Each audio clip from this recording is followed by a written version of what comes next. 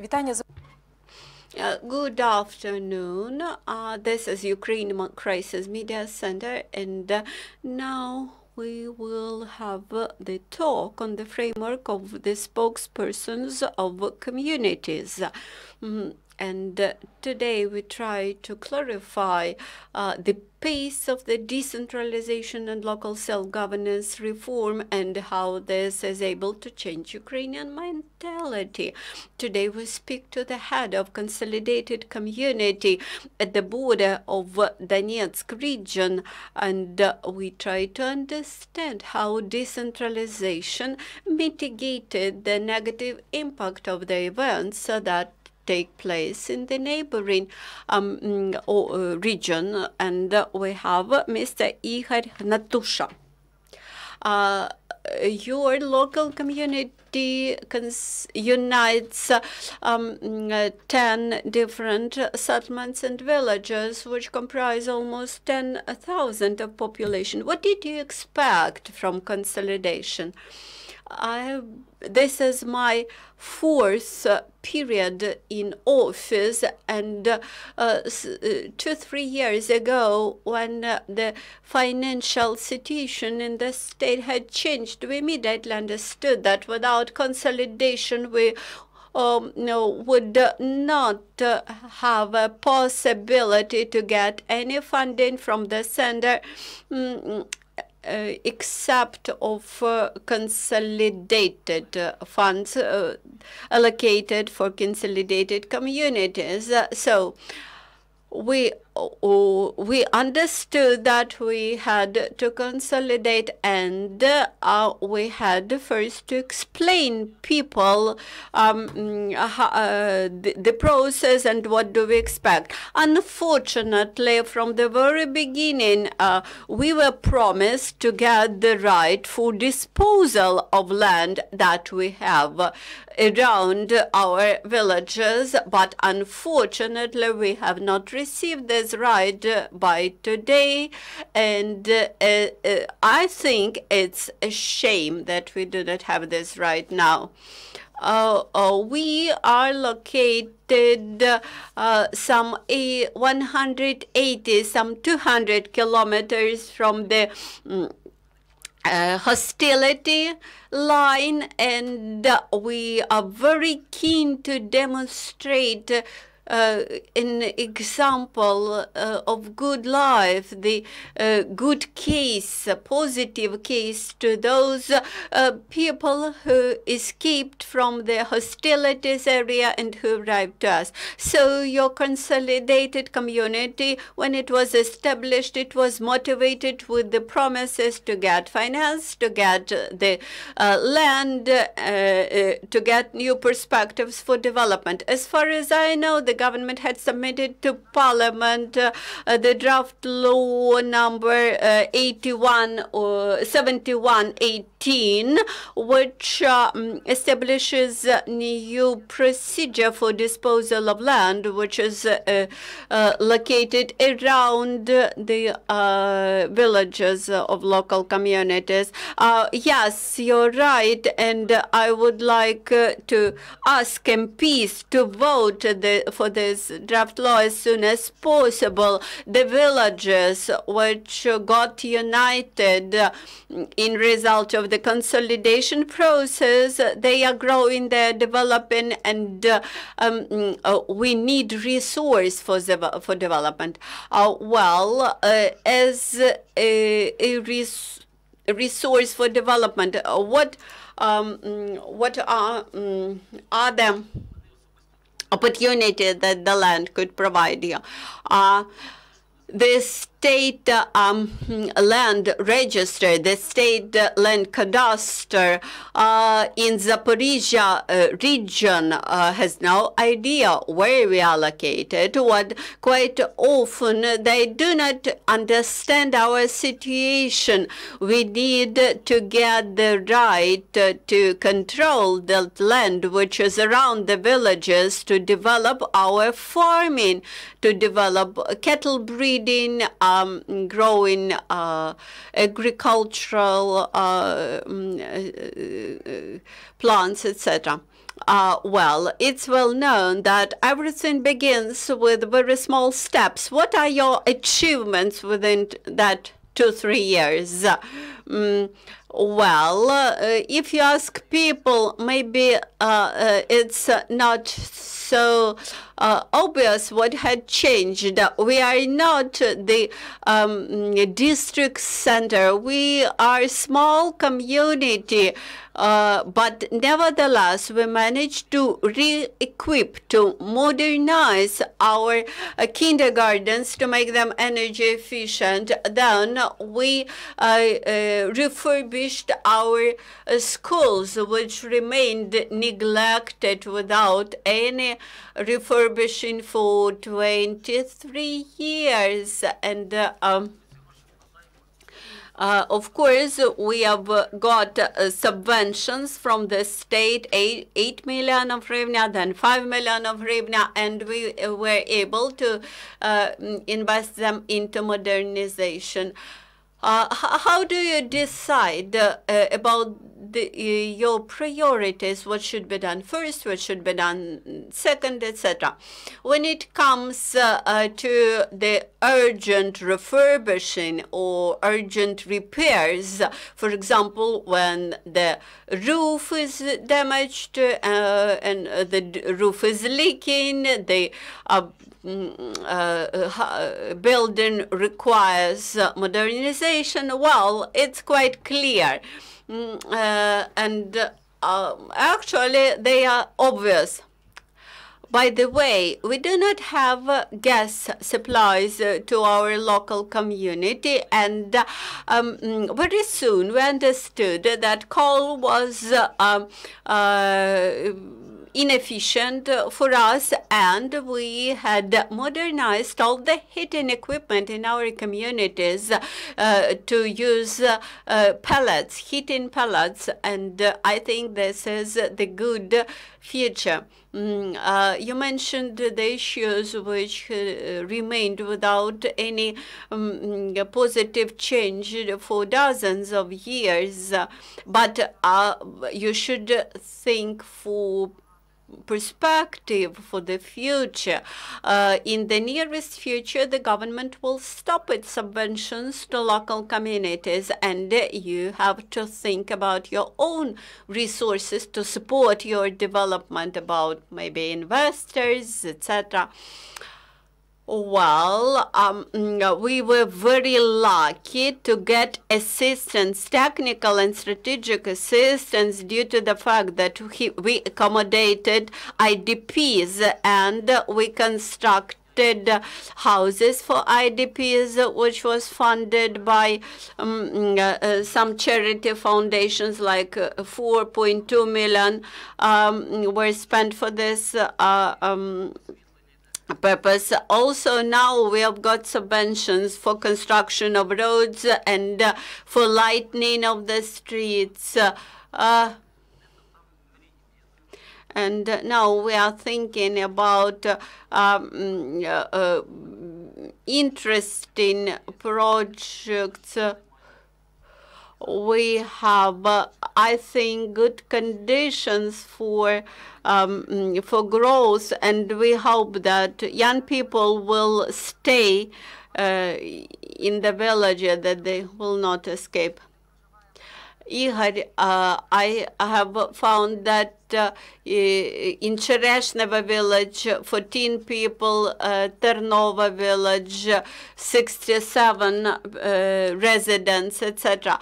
So these small villages comprise a very small number of people. I think that not so many people in Ukraine in such small settlements, they understand that amalgamation is only one way for them to survive. What do you see? Do these villages have any perspective? The biggest number of residents in those villages are pensioners, and we have established the position of wardens in that villages, and these wardens, they call to us in case they have some problems. And of course, since these are settlements with only elderly people, then they do not have schools or cultural institutions. Of course, we have to ensure the good communication for them, to build good roads and allow them access to bigger settlements. But how do they receive administrative services? In the old village councils, now we have, in new system, we have wardens and one administrative assistant. If people from those small villages, they can come to central town of our community, they can come. If not, we deliver service on site. Quite often we hear that decentralization had contributed to the enlargement of local budgets. Actually, this was a step made forward by the state towards self-governance. But I believe that financial independence is not the only factor which influences the development of communities. You mentioned the word enlarge the budget. We have got our budget from the district level. The revenue part is the same, and it remains the same. We have taken that money, that revenues, with all the responsibilities. I have inherited 6 cultural centers in 6 villages, and neither of them had winter heating. Actually, half of our subventions is given to such cultural facilities and renovation of cultural facilities. Actually, there are not that big money. When I speak to our partners, they understand our situation of the local community. Of course, we are very close to the hostilities area, and we cannot expect that investors will line in queues to us. But we are very close to people. We know the needs of people, and we try to do what we can for these people. Let us discuss one interesting aspect. You mentioned that you invest money into culture, you invest money into schools, in kindergartens, which never was done by the district level. Why this was not done in the past? By 2015, the funding system was quite different, and by that time, all the personal income tax was directed to the district level or to the central level. We had no money at all at the district level. So I think it's very important now that neither the district authorities nor the region authorities make decisions for the community, and maybe people are happy about this.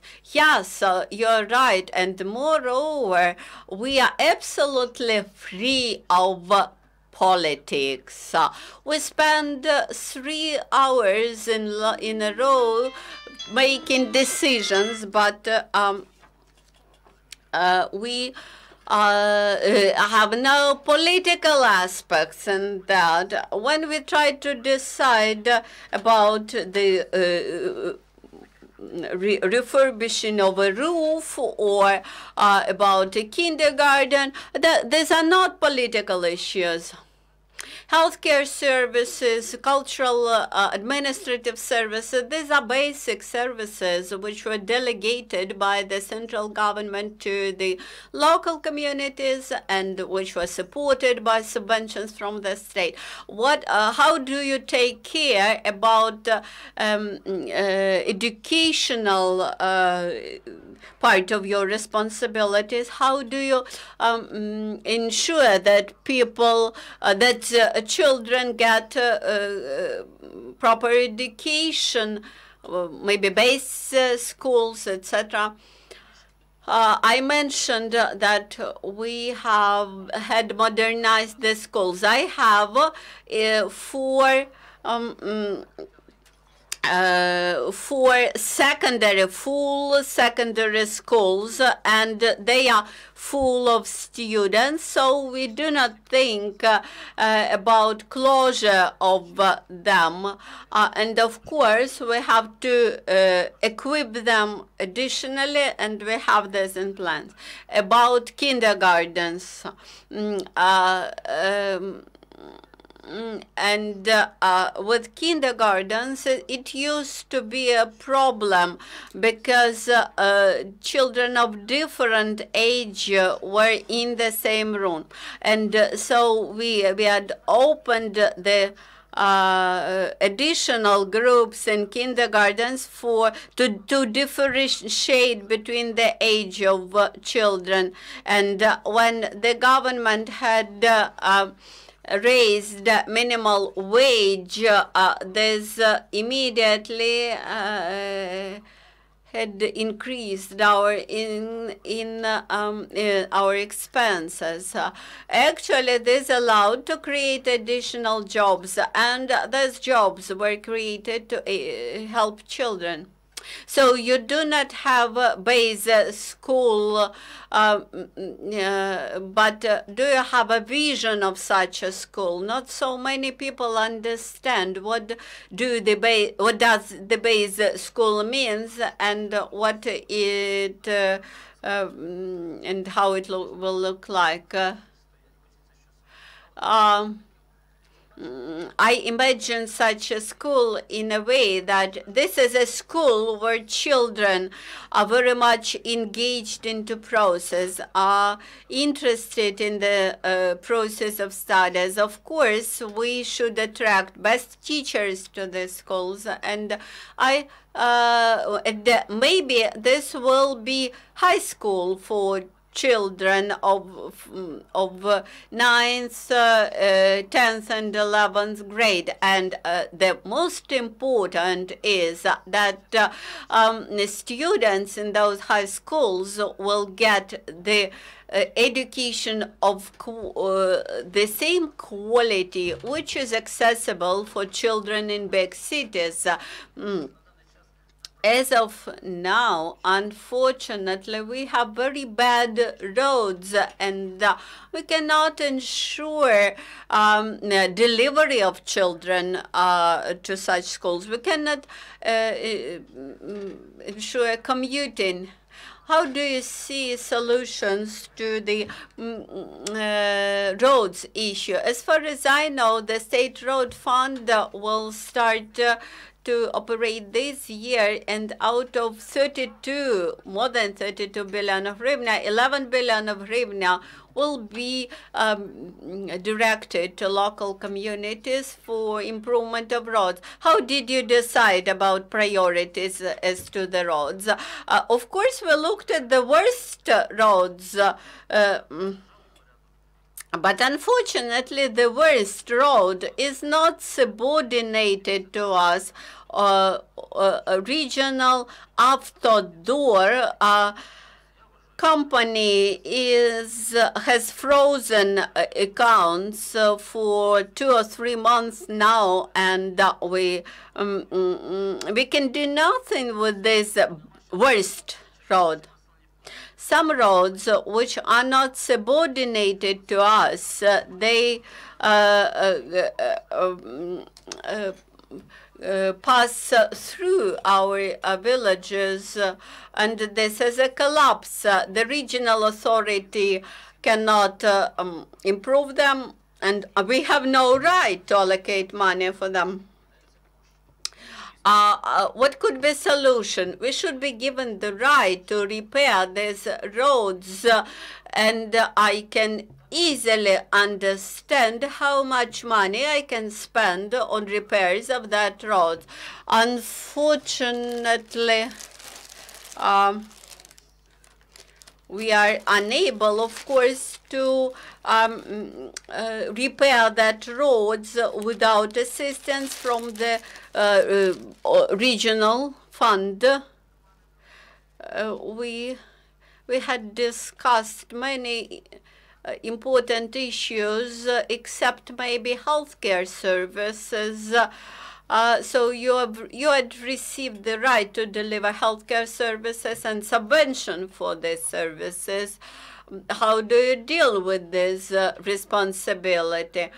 We were provided, and we were transferred with the healthcare centers. Some of them were not heated in winter. Some cars were without petrol, and some were without cars. We have bought 4 cars, 3 family physicians, which means that each village council has its own car, and thus these family physicians are able to travel between villages to deliver healthcare services. Frankly speaking, I am a big supporter of the healthcare reform, and when I hear the politicians oppose it, for me it sounds strange. As for me, I do everything possible to make this reform implemented in my local community. We now are able to provide these family physicians with all the facilities, with cars, with the equipment, etc. Now allow these physicians to earn money. Those who will be bad doctors, they won't survive simply. When we hire physicians, we explain the specificities of our situation. We motivate physicians and invited doctors. We have bought even a house which is sufficiently equipped, by the way, and thus we are able to stimulate, to motivate young people to come to us. Now, there is a draft law in the parliament about development of rural medicine, and almost 4.6 billion hryvnia this year is allocated for rural medicine development. Let us imagine that some part of this money would arrive to your local community. What would you change in this case with this money? Maybe we would construct good ambulance facilities for family physicians, because the old ones are so obsolete, they are so bad equipped that we should build these new ones. When young physicians would arrive, would see this new equipment, new cars, new residential premises, they will be eager to work with us. As far as I know, you studied German experience, so what experience would you like to take from your German colleagues, and what would you like to implement? They have their own construction team in the structure of their local community. I like the idea that local community hires all those employees who provide services to the community, like employees, not like municipal workers. So each a local council should have a small tractor for municipal needs.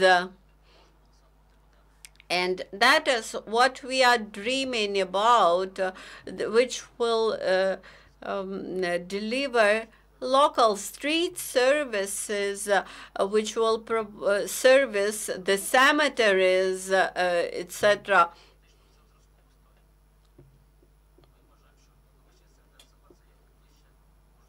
We believe that the cemeteries of each village and the central part of each village should be the best representation of the local authority. You mentioned IDPs at the very beginning. I think IDPs are a special category which requires special attention of the local authorities. How do you integrate this category of population? How do you assist them in the solution of their residential problems? Some 10 days ago, excuse me, we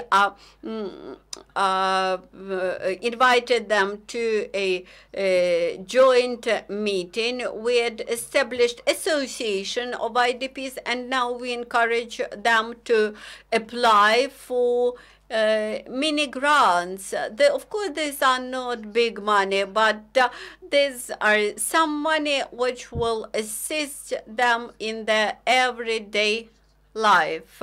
Now we are thinking about creation of jobs. We have Komysh-Zoryanska railway station, which is at the border of Donetsk Oblast, and I remember how these IDPs, they arrived to our railway station and they hired all the empty buildings in the neighborhood. And in villages, people showed a lot of support, a lot of attention to IDPs. They are happy with us. Actually, they are not IDPs. Now they are members of your community. When I speak to the heads of local communities, I quite often hear the same. Yes, the budgets had grown. We have better roads. We have better cultural centers, etc. What is the specificity of your local community, your very special success? So it's a surprise for me, such a question you have asked. I would like to say that they advised us to invite you to this program, and they said that this community does really a lot to people. So maybe you have special support of people. That's why you are moving ahead confidently. So I have such people in my team. We do not do something incredible, but when you live,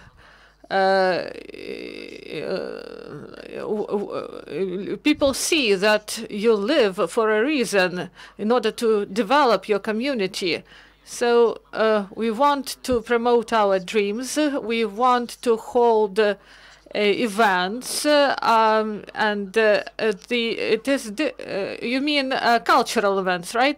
Yes, this people, they have their own relations, and when we say that we are united family, we have sports events, we have teams of the community. We unite people step by step, because it is difficult to create community in 2 years, but maybe 5 or 10 years will pass and the children will born and they will understand that they are real community, not just some remote village council. So what prospects do you see for your community So Zoryansky community, so that this should be friendly community, and there should be proper social services provided, and there should be recreational places, such a mini state where you want to go and stay. So maybe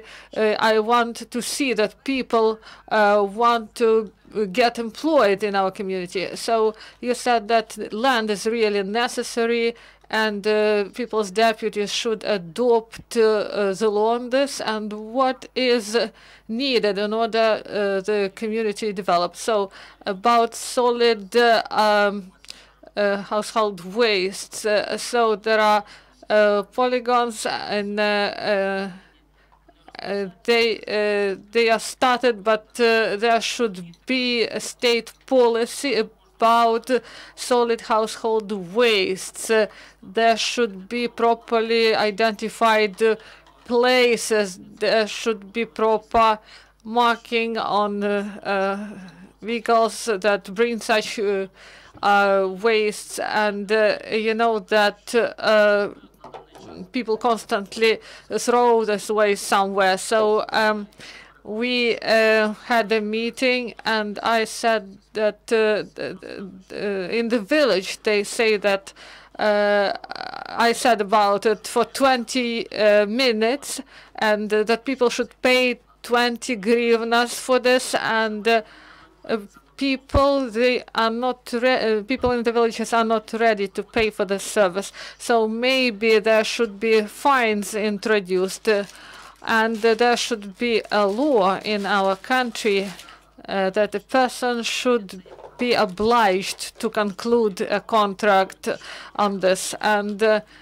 so in order to punish this person, I should first catch him. So there should be protocols and a lot of paperwork, and this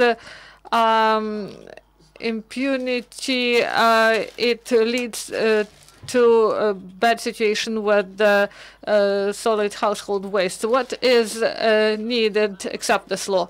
So about land, I would like to say that when we take the land, we will have more trouble.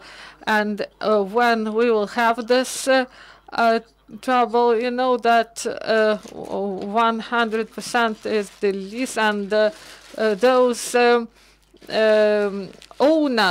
landowners that will communicate with deputies, also they will be motivated to communicate with us and do more for the community.